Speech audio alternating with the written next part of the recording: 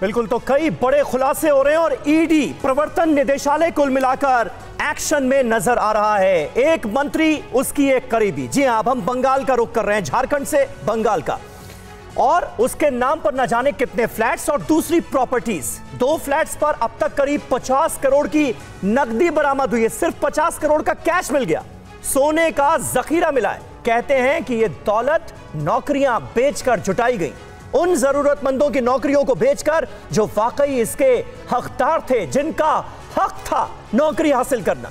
एक चुनी हुई सरकार के कैबिनेट मंत्री का वोटरों को इससे बुरा रिटर्न भला और क्या हो सकता है।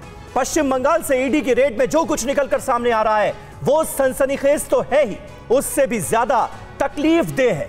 हमारे पास पार्थ चटर्जी और अर्पिता मुखर्जी से जुड़ी तमाम डिटेल्स हैं। आप कह सकते हैं उनका कच्चा चिट्ठा है। बाकी किरदारों के बारे में भी पूरी जानकारी है। क्या आप अपनी कृषि भूमि से रोजाना कमाई करना चाहते हैं? तो विजेताओं से सीखें, देर न करें। फ्रीडम ऐप को अभी डाउनलोड करें। और अगले 1 घंटे में आपको हम वो तमाम जानकारियां देंगे और अलग अलग राजनीतिक दलों से आपके सवालों का जवाब भी मांगेंगे। पूछेंगे कि करप्शन की दीमक हमारी उम्मीदों को कब तक खाता और खोखला करता रहेगा। और बड़ी खबर यही है कि जारी है अर्पिता के घर से कैश मिलने का सिलसिला। आपको बता दें, अर्पिता के दूसरे फ्लैट से अब तक करीब 29 करोड़ कैश बरामद किया जा चुका है। एनफोर्समेंट डायरेक्टोरेट की छापेमारी के दौरान और क्या क्या मिला है, इस दौरान 5 किलो सोना बरामद किया गया है। अर्पिता के तीसरे फ्लैट में भी जांच की जा रही है, छानबीन हो रही है। अब फ्लैट में 18 घंटे तक ईडी की इस छापेमारी में क्या कुछ बरामद हो चुका है, बड़े खुलासे टीवी 9 भारतवर्ष कर रहा है। और इस बीच आपको बता रहा है किस तरीके से अब एक और रेड के बाद 21 करोड़ रुपए भी बरामद किए गए हैं। जहां इस तरीके से पहले एक फ्लैट में 21 करोड़ मिले थे, उसके बाद अब 29 करोड़ से भी ज्यादा की रकम। और सबसे बड़ी बात यह है कि अब इन तमाम रुपयों को जिस तरीके से बरामद किया जा रहा है उसमें क्या बड़ी भूमिका अर्पिता की रही है और कौन कौन लोग इसमें उसके साथ जुड़े हुए हैं, उसको लेकर भी इन्वेस्टिगेशन के दौरान कई बड़े खुलासे हो रहे हैं।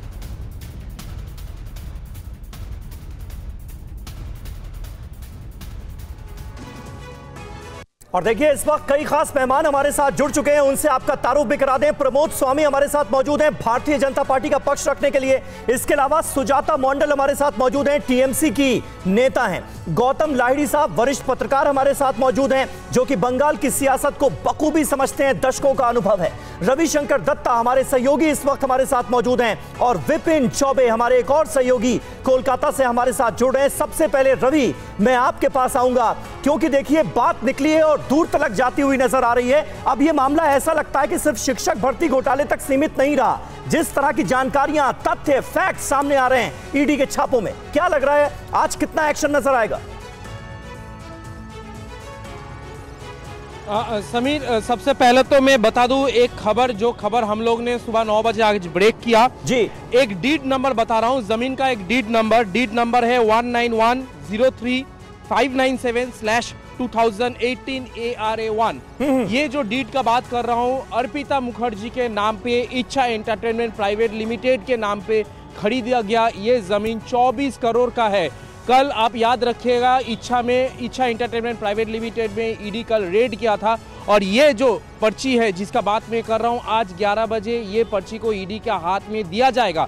उसका पहले हम लोग बता दे रहे हैं, साउथ 24 परगना बानतला एरिया में अर्पिता मुखर्जी का 10 एकड़ का जमीन है, जो कि 24 करोड़ से ज्यादा कीमत रखती है। और ये एक्सक्लूसिवली हमारे पास ये डॉक्यूमेंट है। ये बहुत बड़ी जानकारी आप दे रहे हैं रविशंकर दत्ता हमारे संवाददाता कोलकाता से। बड़ी जानकारी, बड़ी अपडेट इस वक्त की देते हुए 24 करोड़ के प्लॉट के बारे में ये जानकारी फिलहाल किसी के पास नहीं है, ये अपने दर्शकों को बता दें। और ईडी को ये जानकारी थोड़ी देर में दी जाएगी सुरभि, इसलिए ये अपने आप में बहुत अहम है।